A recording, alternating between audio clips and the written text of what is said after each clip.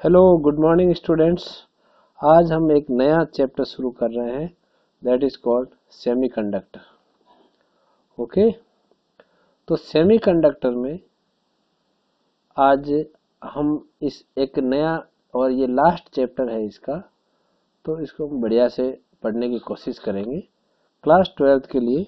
Semiconductor, I think you all are ready to start the class. Okay students, first है इसमें energy band in solids.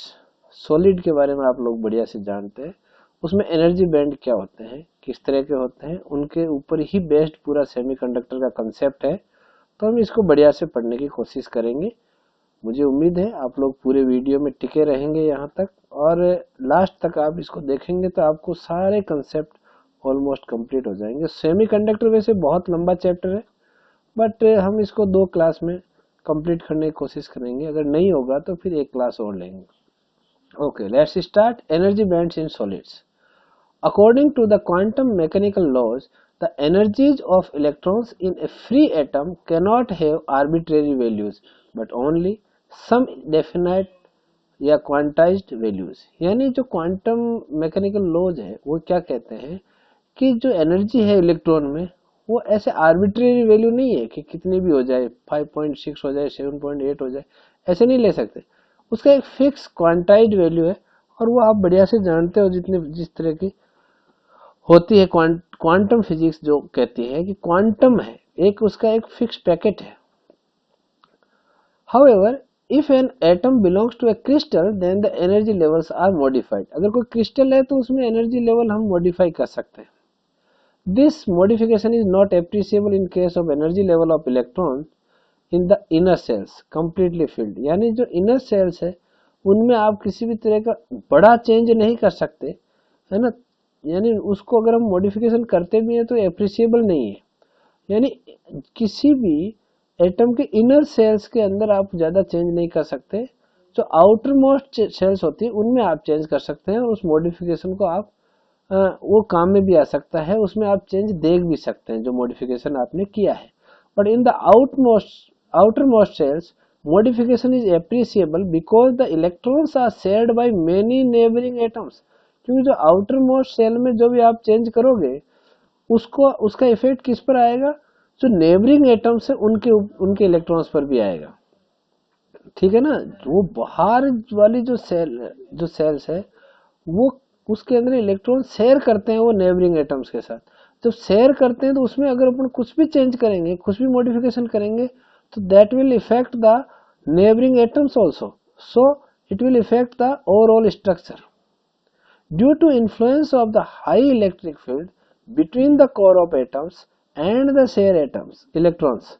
यानी अंदर वाला जो एटम है उसमें और बाहर जो शेयर्ड इलेक्ट्रॉन्स है उनके बीच में एक इलेक्ट्रिक फील्ड होता है। क्योंकि अंदर आप जानते हैं कोर ऑफ द एटम में न्यूक्लियस पॉजिटिव चार्जेस होते हैं और बाहर जो शेयर्ड इलेक्ट्रॉन्स है उनमें नेगेटिव चार्जेस होते हैं, तो हाई इलेक्ट्रिक फील्ड वहां पर इन्फ्लुएंस होता है उसका।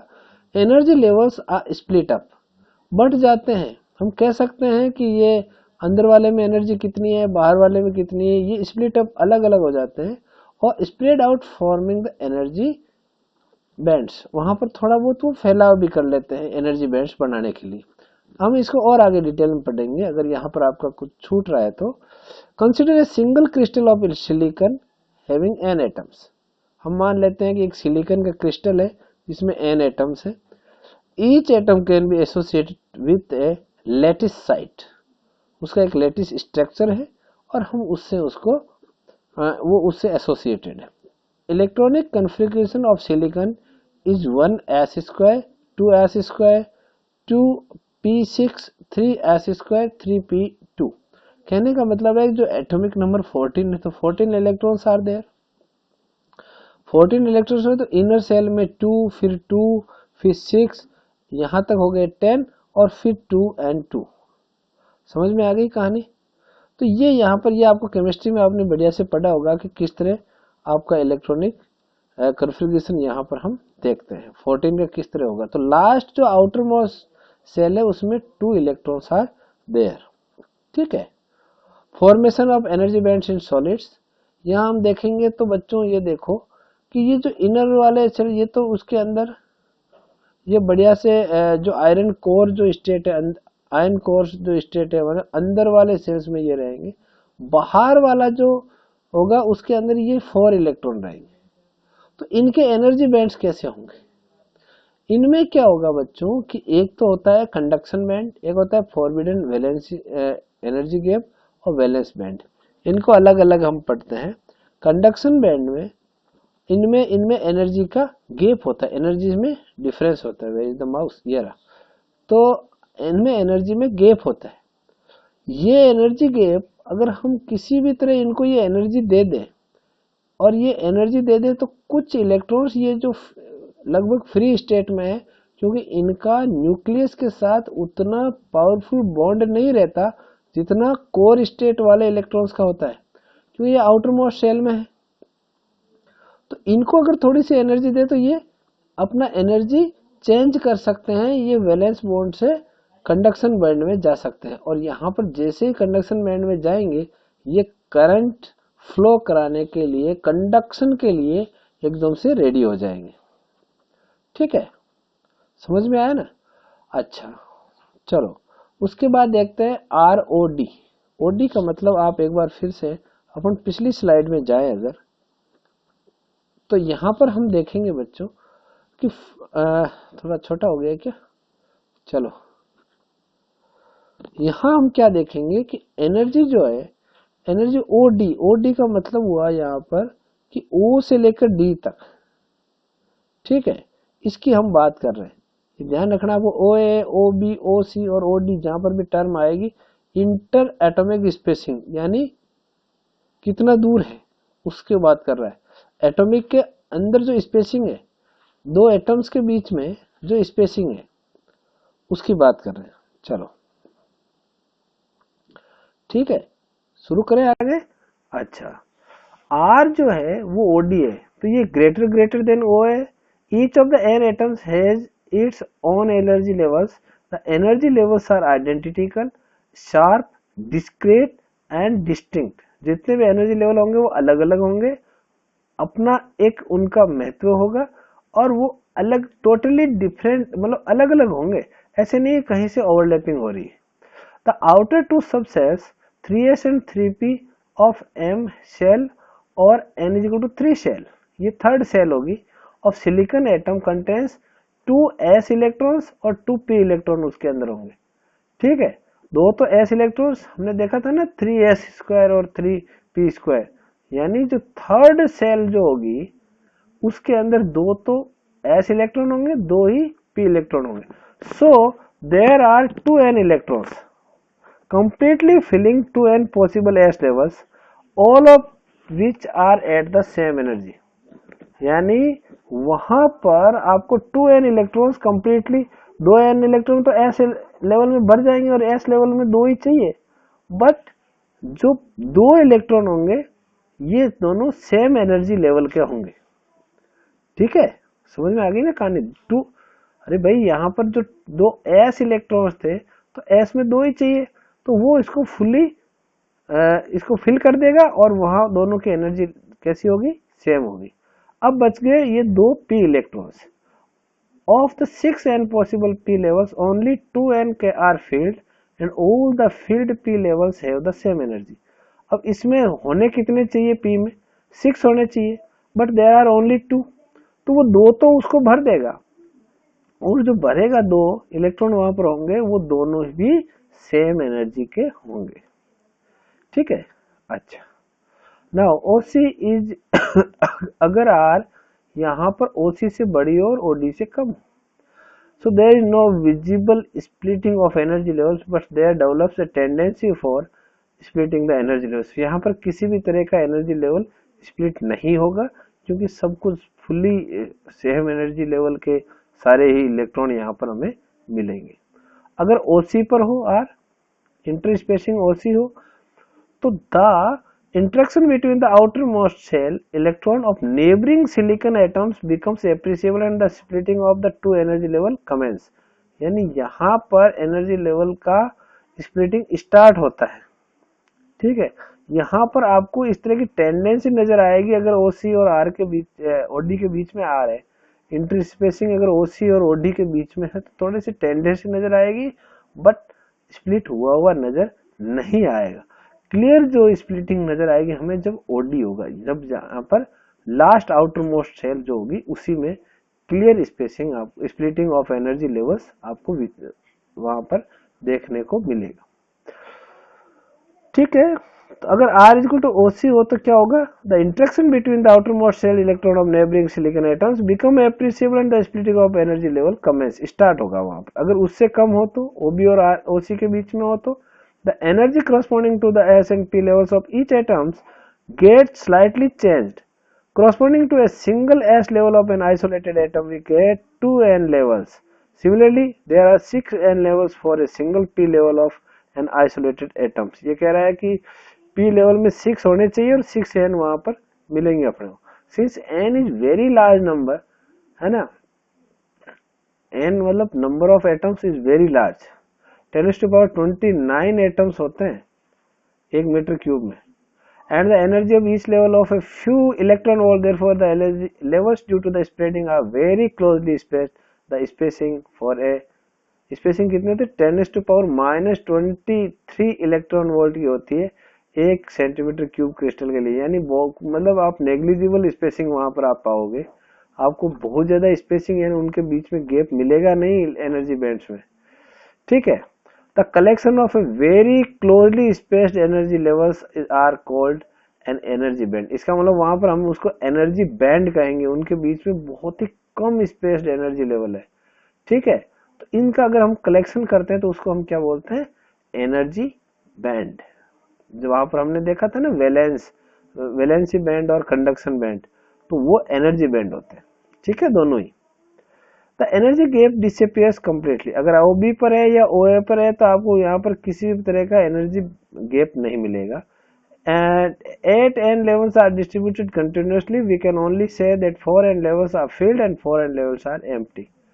यहाँ पर टोटल 8 N levels है वो आपको फील्ड मिलेंगे।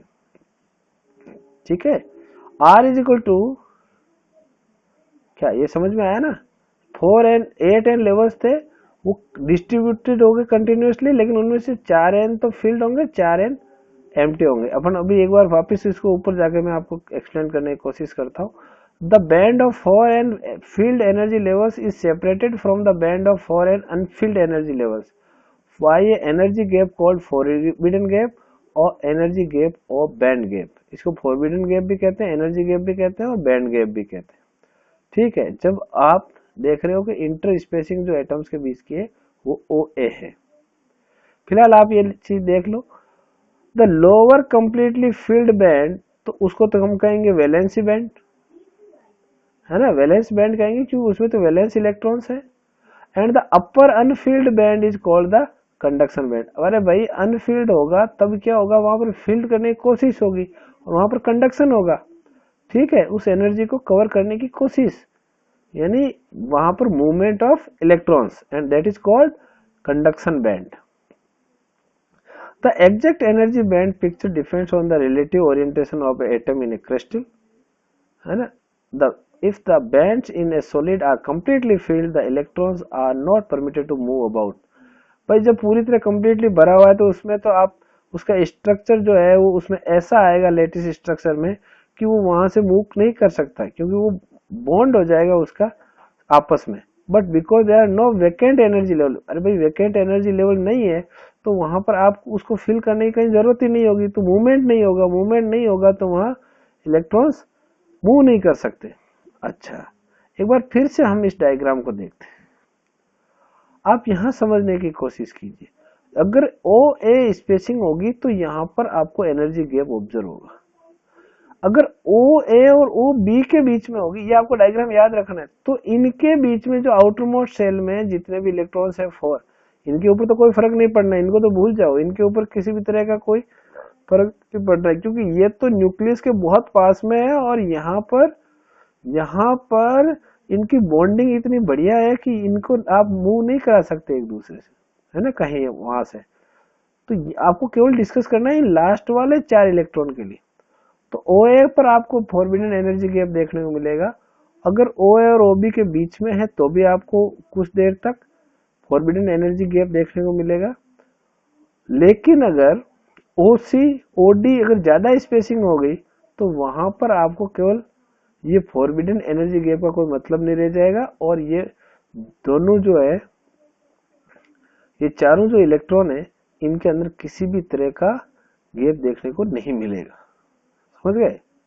अच्छा, चलो आगे देखते हैं। अब शायद क्लियर हो गया। मेटल्स, मेटल्स क्या होता है? मेटल्स के बारे में आप लोग जानते हैं, उसका पढ़ते हैं कि उसमें कंडक्शन बैंड और वैलेंसी बैंड में हम किस तरह का वहां पर इलेक्ट्रॉन्स का एनर्जी गैप को हम यूज कर सकते हैं। The first possible energy band diagram shows that the conduction band is only partly filled with electrons. Just a minute.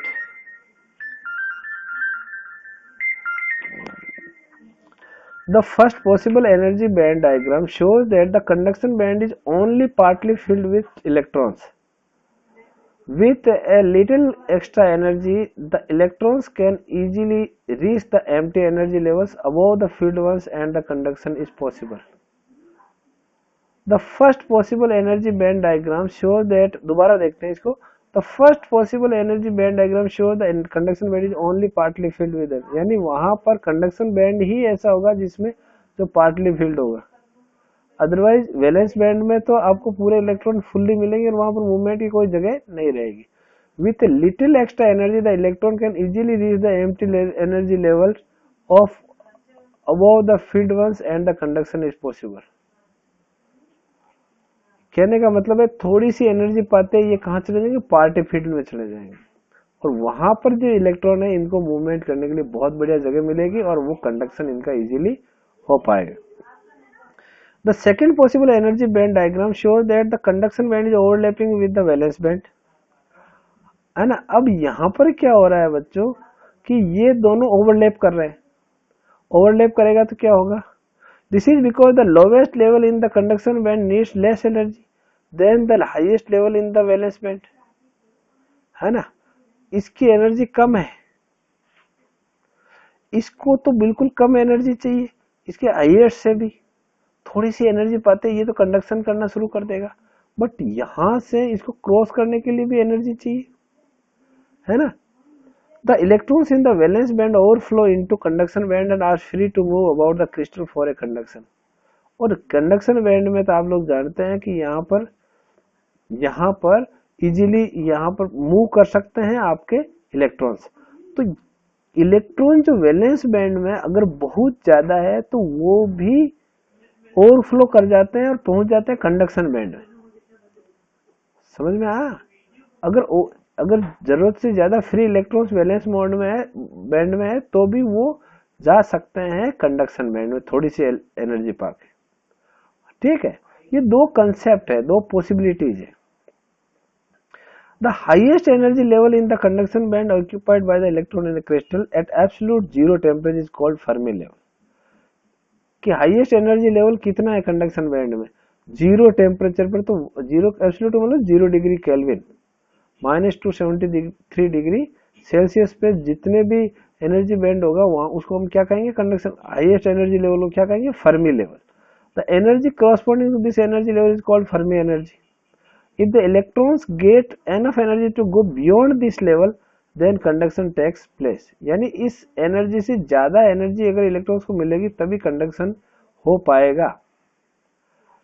कहने का मतलब ये है बच्चों, दोनों ही चीज में आपको मैं क्लियर कर देता हूँ, दोबारा से इसको समराइज कर देता हूँ। मेटल्स में क्या होता है? Number of free electrons conduction band में अवेलेबल हो जाते हैं इजीली। इजीली अवेलेबल होने का कारण क्या है कि एक तो फ्री इलेक्ट्रॉन्स होते भी ज्यादा है वैलेंस मोड में, और वो इजीली ओवरफ्लो होकर कंडक्शन में आ जाते हैं, इसीलिए वहां पर कंडक्शन का स्कोप बहुत ज्यादा होता है। सेमीकंडक्टर क्या होता है? At absolute zero temperature no electron has energy to jump from valence band to conduction band and hence the crystal is an insulator. अगर यहां से कंडक्शन बैंड में इलेक्ट्रॉन नहीं आएगा तो उसे हम इंसुलेटर कहते हैं। अब यहां क्या होता है कि फॉरबिडन एनर्जी गैप ऑन और अबाउट 1 इलेक्ट्रॉन वोल्ट के आसपास होता है। किसमें? सेमीकंडक्टर्स में। ये इस तरह के मटेरियल होते हैं जिनमें forbidden energy gap 1 electron volt के आसपास होता है। तो थोड़ी सी एनर्जी मिलते ही इसमें जा तो सकते हैं, लेकिन जीरो टेम्परेचर पे, एब्सोल्यूट जीरो टेम्परेचर पे ये इंसुलेटर की तरह बिहेव करते हैं। But at the room temperature some valence electrons gain energy more than the energy gap and move to conduction band to conduct and even under the influence of the weak electric field। यहाँ पर weak electric field के अंदर भी ये conduction कर सकते हैं। जब रूम टेम्परेचर होगा तो इनको थर्मल एनर्जी मिलेगी और ये पहुंच जाएंगे कंडक्शन बैंड में, क्योंकि ये कम है, इसके अंदर एनर्जी, फॉरबिडन एनर्जी गैप कम है। अब जैसे फॉरबिडन एनर्जी गैप सिलिकॉन के लिए 1.1 वोल्ट है और जर्मेनियम के लिए है 0.74 इलेक्ट्रॉन वोल्ट। ठीक है, ठीक है। बहुत कम होने की वजह से ये 0 डिग्री टेम्परेचर पर, तो ये सवाल आता है 0 डिग्री एब्सोल्यूट जीरो टेम्परेचर पे ये सेमीकंडक्टर कैसा बिहेव करते हैं? तो ये इंसुलेटर की तरह ही बिहेव करते हैं। But at the room temperature due to getting some thermal energy that goes in the conduction band and behave like a conductors. So as an electron leaves the valence band, it leaves some energy level in the band as unfilled। यहाँ से जाएगा तो कुछ energy यहाँ पर छोड़ता जाएगा, है ना, जो कि अनफिल्ड होगी, जहाँ जरूरत होगी। Such unfilled regions are terms as holes. यहाँ पर एक होल बन जाएगा। ये यहाँ से यहाँ चला गया तो ये अपनी जो स्पेसिंग छोड़ के गया है यहाँ पर, तो वो ये इतना ही पॉजिटिव चार्ज वहां बन जाएगा। अरे इलेक्ट्रॉन पे नेगेटिव चार्ज होता है, तो ये जैसे ही यहाँ से यहाँ जाएगा, यहाँ पर एक पॉजिटिव चार्ज की जगह बन जाएगी, है ना, उसको बोलते हैं holes. They are mathematically taken as positive charge carriers. Any movement in this region is referred to positive hole moving from one position to another. समझ गए भाई? अगर यहाँ पर किसी भी तरह की यहाँ पर मूवमेंट होगी तो ये खाली जो जगह यहाँ पर बनेगी वो मूव कर सकती है एक से दूसरी जगह, और वो उसका चार्ज कैसा होगा? पॉजिटिव। तो पॉजिटिव होल जो है वो एक पोजीशन से दूसरी पोजीशन पर जब जाएगा तो इस तरह का मूवमेंट ही यहाँ पर ऑब्जर्व हो सकता है अपने को। बाकी इलेक्ट्रॉन का तो कोई पता नहीं चलेगा, इलेक्ट्रॉन तो यहाँ से कंडक्शन बैंड में चला गया। ठीक है, धीरे धीरे और क्लियर होता जाएगा। इंसुलेटर्स जिनकी फॉरबिडन एनर्जी गैप बहुत ज्यादा होती है, यानी 6 इलेक्ट्रॉन वोल्ट के आसपास होती है, तो यहाँ पर जंप नहीं कर सकते थर्मल एनर्जी पाकर भी, इसलिए इसको हम इंसुलेटर कहते हैं, जहाँ कंडक्शन पॉसिबल नहीं है। Now we talk again by about electrons and holes. On receiving an additional energy, one of the electrons from covalent bond breaks and is free to move in the crystal lattice. ठीक है, additional energy मिली, एक covalent bond टूटा और वहां पर वो free move करने लग गया क्रिस्टल लैटिस में। While coming out of the covalent bond, it leaves behind a vacancy named hole। पीछे जो वैकेंसी छूटेगी, जो उसकी खाली जगह होगी, उसको हम बोलेंगे whole. An electron from the neighboring atom can break away and can come to the place of missing electron or hole, completing the covalent bond and creating a hole at another place। ये हो सकता है कि पास वाला जो electron है, पास वाले atom का जो इलेक्ट्रॉन है, वो उसको भरने के लिए आ जाए खाली जगह को। ऐसी स्थिति में उसके वहां पर भी होल पैदा हो सकता है। ठीक है, तो होल की पोजीशन चेंज हो सकती है। The holes move randomly in a crystal lattice. ठीक है, the completion of a bond may not be necessarily due to an electron from a bond of neighbouring atom. The bond may be completely by a conduction band electron. It means free electron and is referred to electron hole recombination। ये भी हो सकता है कि जो कोई जरूरी नहीं है कि जो नेबरिंग एटम से ही इलेक्ट्रॉन आए, ये उस कंडक्शन बैंड से भी कोई इलेक्ट्रॉन आ सकता है जिसकी एनर्जी लेवल लो। तो जैसे वो फ्री इलेक्ट्रॉन आएगा, जो इलेक्ट्रॉन और होल है वो आपस में मिलकर रिकॉम्बिनेशन भी हो सकता है, उस होल का खत्म कर सकता है। ठीक है, कोई जरूरी नहीं है कि वहीं से आए, वो कहीं से भी आ सकता है जहां से भी फ्री इलेक्ट्रॉन अवेलेबल होगा। अब दो तरह के सेमीकंडक्टर्स होते हैं, एक तो इंट्रिंसिक और एक होता है एक्सट्रिंसिक। इंट्रिंसिक को प्योर सेमीकंडक्टर भी बोलते हैं। पहले हम इसके बारे में स्टडी कर लेते हैं। आज हम केवल बेसिक्स पढ़ेंगे, इसका ज्यादा यूज सेमीकंडक्टर का नहीं पढ़ेंगे, नेक्स्ट क्लास में लेंगे। लेकिन अब ये जो बेसिक चीजें अगर समझ में आ गई तो फिर ज्यादा दिक्कत नहीं आएगी। तो ये इसका स्ट्रक्चर है बच्चों। मान लीजिए हम हीट एनर्जी से यहाँ पर देखते हैं तो ये कोवेलेंट बॉन्ड है, ये कमजोर हो जाएंगे और यहाँ से फ्री इलेक्ट्रॉन्स निकलेंगे। जैसे ही यहाँ से फ्री इलेक्ट्रॉन निकलेंगे बच्चों, क्या होगा कि जैसे ये जर्मेनियम का एग्जांपल दिया हुआ है, इसमें 4 इलेक्ट्रॉन आउटर मोस्ट शेल में होते हैं। ठीक है, आगे आप लोग देखोगे, क्योंकि हमने इसका एग्जांपल इसलिए लिया है कि इसके अंदर जो फॉरबिडन एनर्जी गैप है वो 1 इलेक्ट्रॉन वोल्ट के आसपास है, तो ये कंडक्शन बैंड में आसानी से जा सकते हैं। यहां देखो कि ये इलेक्ट्रॉन है, ये इलेक्ट्रॉन यहां से मूव कर गया, बाहर निकल गया, तो यहां पर बन गया एक होल। ठीक है, यहां पर क्या बन गया, एक होल बन गया।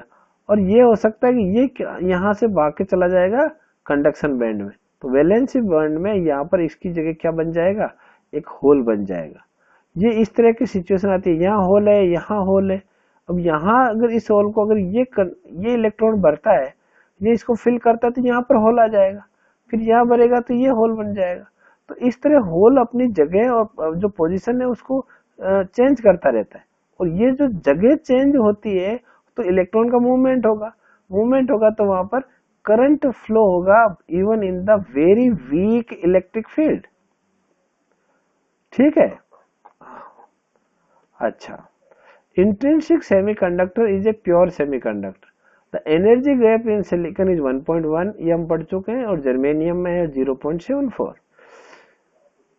सिलिकॉन में 1, अब सिलिकॉन का जो स्ट्रक्चर होगा वो क्या होगा, 1s² 2s², यानी 2 इलेक्ट्रॉन यहाँ आ गए, 2 यहाँ आ गए, 6 यहाँ आ गए पी में, है ना, 6 और 4 10 हो गए, लास्ट वाले 4 हो गए।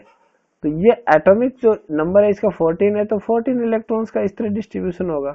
जर्मेनियम में क्या होगा, वही 32 है, तो वैसे ही होगा। और लास्ट वाला जो 4th है, इसके अंदर 4 इलेक्ट्रॉन्स वहां बच जाएंगे। हम देख रहे थे कि चारों तरफ 4 इलेक्ट्रॉन थे। In intrinsic semiconductor number of thermally generated electrons always equal to the number of holes. सीधी सी बात है, जितने इलेक्ट्रॉन होंगे निकलेंगे, है ना, उतने ही होल्स बनेंगे पीछे, तो इनकी संख्या बराबर होगी। तो यानी Ni यानी नंबर ऑफ होल्स और नंबर ऑफ Ni का मतलब नंबर ऑफ इलेक्ट्रॉन्स और number of holes are equal. ठीक है, यहाँ पर ये I का मतलब दिया है कि इनको कंसंट्रेशन से मतलब है, यानी किस तरह की डेंसिटी है, वहां इसको रेफर किया है। ठीक है, द क्वांटिटी Ni और Pi referred as intrinsic carrier concentration, यानी जो उस चार्ज को कैरी करती है। होल आपको पॉजिटिव चार्ज कैरी करता है और जो इलेक्ट्रॉन है वो नेगेटिव चार्ज कैरी करता है, तो चार्ज कैरियर्स यही है, उसकी कंसंट्रेशन कितनी है उसको डिनोट किया Ni = Pi। हम ऐसे समझ सकते हैं कि वहां पर इनकी number of holes also equal to number of electrons.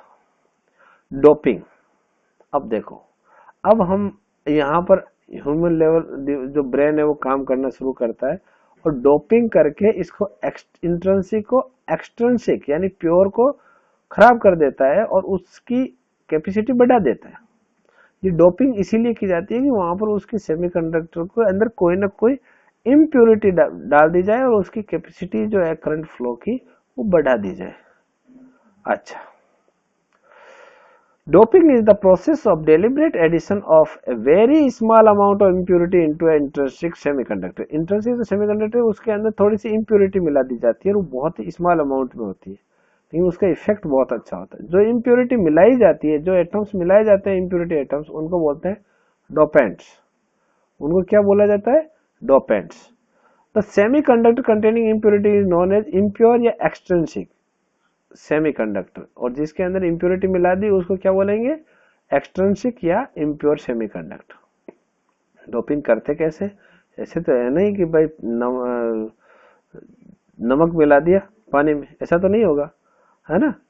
तो वहां पर डोपिंग करते कैसे, heating the crystal in the presence of dopant atoms, या डोपेंट एटम्स और दोनों क्रिस्टल को मिला के उसको क्या करते हैं, उसको हीट देते हैं। Adding impurity atoms in the molten state of semiconductor, और जब वो मेल्ट हो जाता है तो उसके अंदर इस तरह के एटम्स मिलाए जाते हैं जो इम्प्योरिटी वाले हो। Bombarding semiconductor by ions of impurity atoms, ऐसे भी कर सकते हैं कि हम उसके अंदर बॉम्बार्ड करा दें सेमीकंडक्टर जो इम्प्योरिटी एटम्स है उनके आयंस की, तो उससे भी वो इम्प्योर हो सकता है। तो ये इस तरह की कुछ मेथड्स हैं। अब देखिए कैसे करते हैं। इम्प्योर सेमीकंडक्टर्स दो तरह के होते हैं, एक तो एन टाइप, दूसरा पी टाइप। बहुत सिंपल है ये, लेकिन बहुत सारा है।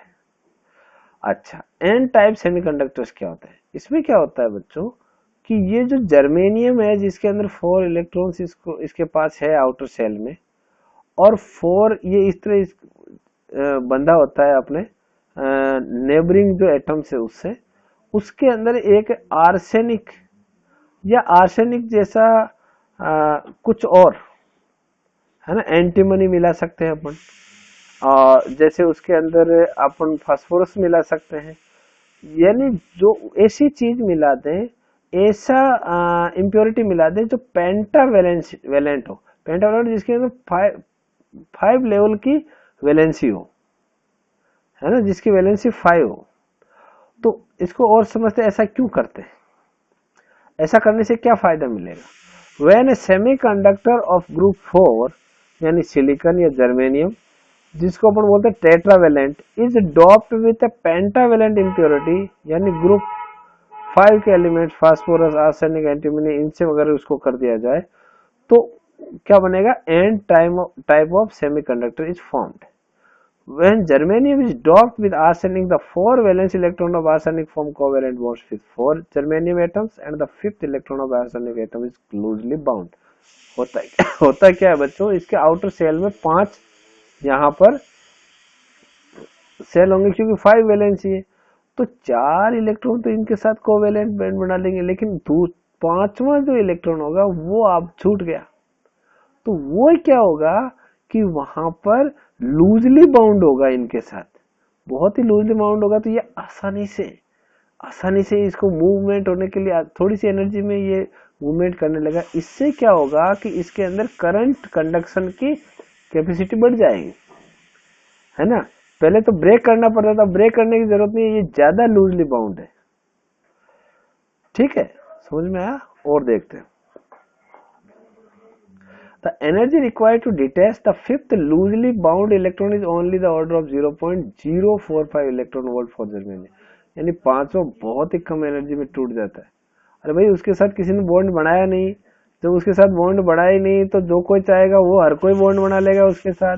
जो ऑलरेडी बॉन्ड बना के बैठा है वो कहाँ जाएगा? वो कहीं नहीं जाएगा, है ना।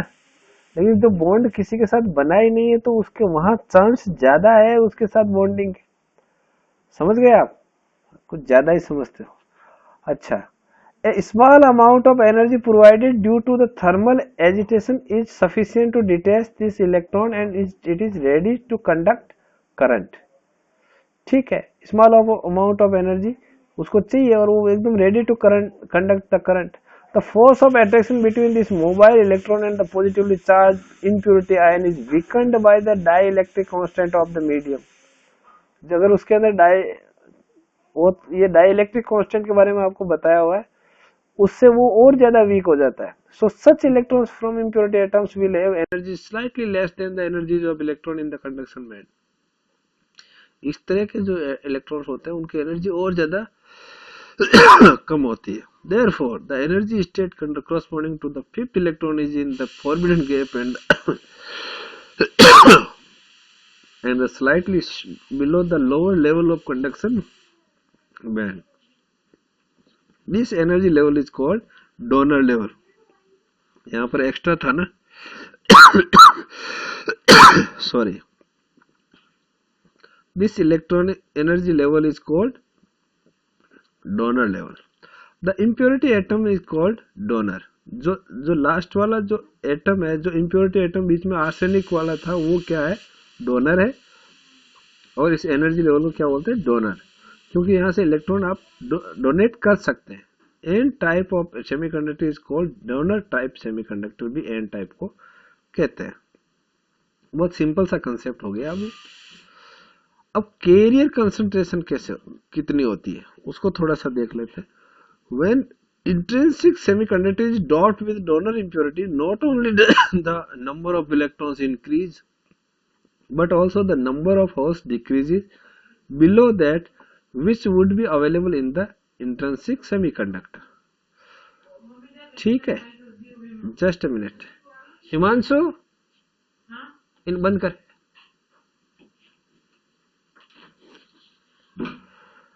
The number of holes decreases because the large number of electrons present causes the rate of recombination of electrons with holes to increase.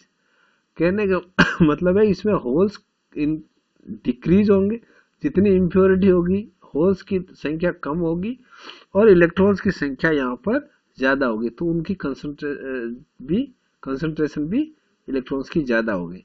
Consequently, in an N-type semiconductor, the free electrons are the majority charge carriers and all are the minority charge carriers. Hole संख्या में कम होंगे, उनकी concentration कम होगी, तो उनकी वो charge carrier minority होंगे, उनकी संख्या कम होगी, यानी वो माइनॉरिटी होंगे, और फ्री इलेक्ट्रॉन्स ज्यादा होंगे तो वहां पर मेजोरिटी होगी. If N and P represent the electron and hole concentration respectively in the N-type semiconductor, then Np is equal to Nipi is equal to Ni square. क्योंकि इनकी संख्या वैसे तो लास्ट में इक्वल होनी है ना, बट क्या होगा कि इसके अंदर जो ये फॉर्मूला याद रखना है, यहाँ पर है ना कई बार न्यूमेरिकल भी इस पे पूछते हैं, ठीक है ना, इनके अंदर न्यूमेरिकल भी आता है. Np is equal to Nipi है ना, इनकी संख्या इसके इक्वल होगी इनकी कंसंट्रेशन के मल्टीप्लिकेशन के, और ये इक्वल टू होगा Ni स्क्वायर. ठीक है. The rate of recombination of electrons and holes is proportional to the N and P. इनकी संख्या पे डिपेंड करेगा. On the rate of recombination is proportional to the product of NP. ठीक है. Since the rate of recombination is fixed at a given temperature, therefore the product NP must be constant. कहने का मतलब अगर rate fix है तो NP इसका मतलब फिक्स हो गया. When the concentration of electron is increased above the intrinsic value by the addition of donor impurities, the concentration of holes falls below its intrinsic value, making the product Np as a constant equal to Ni square. कहने का मतलब ये है कि अगर हम इसके अंदर ज्यादा ऐड करके अगर हम इसको डोनर इम्प्योरिटीज को बढ़ा दें और इनको अगर इंक्रीज कर दें, किसको, इस Ni को इंक्रीज कर दें, तो ये Pi जो है होल्स उतने ही कम हो जाएंगे और इनका जो प्रोडक्ट है वो कांस्टेंट रहेगा. और ये कितने किसके इक्वल होगा, Ni स्क्वायर के इक्वल. समझ में आ गई कहानी. जितनी आप इम्प्योरिटी ज्यादा मिलाओगे Ni इंक्रीज होता जाएगा और अकॉर्डिंगली Pi कम होता जाएगा, ताकि क्योंकि रिकॉम्बिनेशन हो जाएगा उनका. जब Ni ज्यादा होगा तो ज्यादातर जो होल्स है वो इलेक्ट्रॉन के साथ मिलकर अपने आप को न्यूट्रल कर लेंगे. अच्छा, ये सब कुछ होने के बाद में भी जो सेमीकंडक्टर होगा वो न्यूट्रल होगा, चार्जली न्यूट्रल होगा. दोबारा बता दूं, एन टाइप हो चाहे पी टाइप हो चाहे प्योर सेमीकंडक्टर, चार्ज उसके अंदर न्यूट्रल ही होगा. ठीक है ना. चार्ज में ऐसे नहीं होगा कि सर वो तो इलेक्ट्रॉन ज्यादा है तो नेगेटिव हो गया, नो नो. अच्छा, P type of semiconductors, again ये इसका उल्टा होगा. वहां पर हमने फिफ्थ वैलेंसी काम में ली थी जहां पर 5 वैलेंसी थी. यहाँ पर हम ट्राईवेलेंट इम्प्योरिटी काम में लेंगे जिसमें 3 ही वैलेंसी हो. उससे क्या होगा कि 3 तो इसके साथ बॉन्ड, जैसे यहाँ पर इन्होंने इंडियम लिया है, इंडियम में 3 ही वैलेंसी होती है, 3 इलेक्ट्रॉन तो इनके साथ बॉन्ड बना लेंगे, चौथा जो है वहां पर खाली जगह रहेगी. तो इसके अंदर ही इसका मतलब ये हुआ कि यहाँ पर ये इसके साथ बॉन्ड नहीं बन पाएगा, तो एक जो यहाँ पर होल बन जाएगा, एक खाली जगह रह जाएगी. और जब होल बन जाएगा तो यहाँ पर उसका जस्ट उल्टा मेजॉरिटी चार्ज कैरियर किसके होंगे, होल्स हो जाएंगे, और माइनॉरिटी में आपके इलेक्ट्रॉन्स हो जाएंगे. सेम इसका उल्टा हो जाएगा. अपन स्टडी आउट कर लेते हैं इसको. When semiconductor of group 4th and tetravalent such as silicon or germanium is doped with a trivalent impurity यानी इंडियम, बोरॉन या gallium, p type semiconductor is formed. When germanium is doped with indium, the 3 valence electrons of indium form 3 covalent bonds with 3 germanium atoms. 3 तो उनके साथ covalent bond बनाएंगे, the vacancy that exist with the fourth covalent bond with fourth germanium atom constitute a hole. यहाँ पर ये जो है एक होल का निर्माण कर लेती है, ठीक है ना, क्योंकि 3 ही है ना उसके पास इलेक्ट्रॉन आउटर शेल में। The hole which is deliberately created by may be filled with an electron from neighboring atom। पास वाला इलेक्ट्रॉन वहां पर आ सकता है और उस होल को भर सकता है, लेकिन वो उसकी जगह होल हो जाएगा, creating a hole in that position from where the electron jumped। Therefore the trivalent impurity atom is called acceptor। इसका मतलब वो है वहां पर इलेक्ट्रॉन को एक्सेप्ट करती है, इसलिए इसको इम्प्योरिटी को क्या बोलते हैं, accept. Since the hole is associated with a positive charge moving from one position to another, therefore this type of semiconductor is called p-type semiconductors। Positive charge है ना, और एक पोजीशन से दूसरी पोजीशन में जाता है, इसलिए इसको बोलते हैं p-type semiconductor। The acceptor impurity produced an energy level just above the valence bond। The energy level is called acceptor level।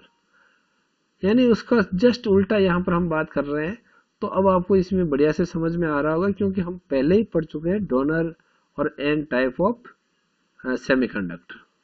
The energy difference between the acceptor energy level and the top of the valency band is much smaller than the band gap. Electrons move from the valence band can therefore easily move into the acceptor level by being thermally agitated. थोड़ा सा thermally agitate करते ही वो आराम से उस acceptor level में जा सकते हैं। और P type semiconductor is again it is written as it may be written as acceptor type semiconductor। In a p type semiconductor, holes are the majority charge carriers and the electrons are the minority charge carriers। It can be shown that np is equal to ni pi is equal to ni square। Formula same वही रहेगा, इसमें pi ज्यादा हो जाएगा तो accordingly ni कम हो जाएगा, but the product will be same. अब देखो इंट्रिंसिक और एक्सट्रिंसिक में फर्क क्या है। पहला हमने क्या ऑब्जर्व किया था कि प्योर जो ग्रुप है इसके अंदर इंट्रिंसिक में तो 4th एलिमेंट ही होते हैं, ग्रुप 4 के एलिमेंट होते हैं, ठीक है ना, ग्रुप 4 के एलिमेंट होते हैं सिलिकॉन और जर्मेनियम जैसे। इंट्रिंसिक में एक्सट्रिंसिक में क्या होता है, ग्रुप 3 और ग्रुप 5 के जो है वो इंट्रोड्यूस करते हैं ग्रुप 4 वाले में, उसके साथ मिला देते हैं, इम्प्योर कर देते हैं उसको, ठीक है। इंट्रिंसिक में या प्योर में कंडक्टिविटी इज ओनली स्लाइट, बहुत कम कंडक्टिविटी होती है, बट एक्सट्रिंसिक में वो एक्स्ट्रा होल और एक्स्ट्रा इलेक्ट्रॉन होने की वजह से कंडक्टिविटी इज ग्रेटली इंक्रीज, बहुत ज्यादा हो जाती है, क्योंकि इजीली अवेलेबल हो जाता है ना। Conductivity increase with rise in temperature.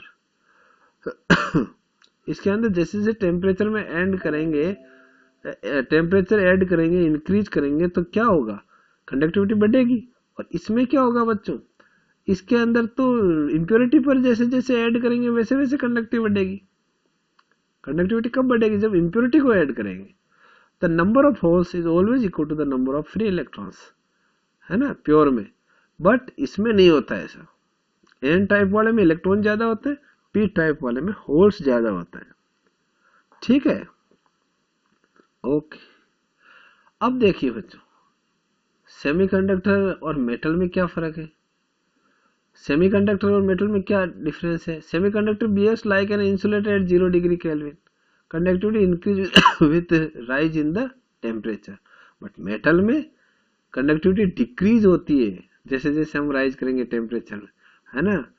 Free electrons की डेंसिटी बढ़ जाएगी, डेंसिटी बढ़ जाएगी तो मूवमेंट होने के बजाय आपस में ही लड़ मरेंगे, आपस में उसको जगह ही नहीं मिलेगी, है ना, कंडक्ट होने के लिए। इसीलिए मेटल में राइज इन टेम्परेचर के साथ साथ जैसे जैसे टेम्परेचर बढ़ेगा कंडक्टिविटी डिक्रीज होती है, बट सेमीकंडक्टर में इंक्रीज होती है। सेकेंड है conductivity increases with rise in potential difference applied, ठीक है। पोटेंशियल डिफरेंस जैसे राइज करेंगे कंडक्टिविटी भी इंक्रीज होगी, बट इसमें क्या होगा, conductivity N intrinsic property of a metal and is independent applied potential difference. इसमें कोई फर्क नहीं पड़ता पोटेंशियल डिफरेंस बढ़ाने से। सेमीकंडक्टर्स ओम लॉ को पार्टली ही ओबे करते हैं, ढंग से उसको फॉलो नहीं करते ओम्स लॉ को, लेकिन मेटल्स करते हैं। डोपिंग जो है सेमीकंडक्टर की वो impurity vastly increase the conductivity, conductivity को बढ़ा देती है डोपिंग। जबकि इसके अंदर एलॉय मिलाएंगे अपन और इसको एलॉय बनाएंगे अगर कुछ इम्प्योरिटी मिला के मेटल को, तो उसकी कंडक्टिविटी डिक्रीज हो जाएगी। नाउ इन द लास्ट हम ये देखते हैं कि इसकी कंडक्टिविटी कैसी होती है सेमीकंडक्टर की। तो बच्चों जो इसको अपन छोटे छोटे 2-3 स्टेप है, जल्दी से समझ में आ जाएगा, कोई बहुत ज्यादा नहीं है। करंट जो फ्लो होगा वो इलेक्ट्रॉन और होल्स के दोनों के करंट के सम के इक्वल होगा, है ना। और जो इलेक्ट्रॉन का होगा वो कितना होगा, N E, number of electron N E उसका चार्ज, ए उसका एरिया, और यहाँ पर वी यानी वेलोसिटी ऑफ द इलेक्ट्रॉन। अरे वेलोसिटी को एरिया से मल्टीप्लाई करेंगे और चार्ज को, तो टोटल चार्ज आ जाएगा, ठीक है ना। वी क्या है, अपॉन टी, है ना। डिस्प्लेसमेंट अपॉन टी, और डिस्प्लेसमेंट किसको करेंगे, वॉल्यूम, और यहाँ पर आ गई उसकी डेंसिटी, कंसंट्रेशन, ठीक है। तो N E A V E, समझ, ऊपर ये चार्ज आ जाएगा और ये नीचे टी आएगा ना, तो rate of charge that is conductor. इसी तरह होल का, दोनों को ऐड कर देंगे टोटल में। अब देखो आई की जगह में वी अपॉन आर लिख सकता हूँ, आई की जगह वी अपॉन आर लिख सकता हूँ। चलो ये एज इट इज लिख दिया यहाँ से। फिर यहाँ क्या, मैंने ई ए कॉमन ले लिया। अब इस आर की वैल्यू रखी है मैंने रो एल अपॉन ए, ये आप लोग पढ़ चुके हो क्लास 10th में, और हमने फर्स्ट चैप्टर में भी पढ़ा था, चलो नहीं थर्ड चैप्टर में करंट इलेक्ट्रिसिटी में पढ़ा था। I equal to rho L upon A, इसको रखा है यहाँ पर, ए से ए कैंसिल आउट हो गया, और वी अपॉन एल की जगह मैं लिख दूंगा ई, इलेक्ट्रिक फील्ड। तो E upon rho is equal to E N E V E plus N H V H. अब एक टर्म हमने पढ़ी थी करंट इलेक्ट्रिसिटी में, मोबिलिटी। मोबिलिटी का मतलब क्या था, drift velocity per unit electric field, यानी v अपॉन ई। तो इस ई को मैं नीचे ले आऊं तो v अपॉन ई आ जाएगी, ये हो जाएगी मोबिलिटी म्यू। इलेक्ट्रॉन की मोबिलिटी, इलेक्ट्रॉन्स की हो जाएगी म्यू ई और होल्स की हो जाएगी म्यू एच। और यहाँ से ई नीचे चला जाएगा, यहाँ बस 1 upon rho is equal to E N E mu E plus N H mu H. या ये जो 1 अपॉन रो है ये क्या हो जाएगी, conductivity, sigma is equal to E N E mu E plus N H mu H. This is the electrical conductivity of the semiconductor. ये expression आ गया। अच्छा चलो, अब देखो इलेक्ट्रॉन मोबिलिटी जो होती है हमेशा हायर होती है होल मोबिलिटी से, ये आपको ध्यान रखना है। ये कुछ की पॉइंट्स है यहाँ पर। द रेजिस्टिविटी और conductivity depends not only on the electron और hole densities but also on their mobilities. उसकी जो रेजिस्टिविटी और कंडक्टिविटी होती है उसकी मोबिलिटी पर भी डिपेंड करती है, केवल उसके अंदर होल्स और इनके ऊपर ही डिपेंड नहीं करती। NH और Ne के साथ साथ वो उसकी मोबिलिटी पर भी डिपेंड करती है। The mobility depends relatively weekly on temperature, temperature पे बहुत ही कम डिपेंड करती है। So this is the end of today's class. Okay, मिलते हैं नेक्स्ट क्लास में इसके, है ना। मैं जल्दी ही वीडियो भेजने वाला हूँ, आप लोग इसको फटाफट कंप्लीट कर लें और इसके नोट्स बना लें। मैं जल्दी ही आपको इसका सेकंड पार्ट है उसका वीडियो मैं आपको भेजने वाला हूँ। आई थिंक आज बढ़िया से आपको समझ में आया। Okay, thank you for being with me, thank you very much.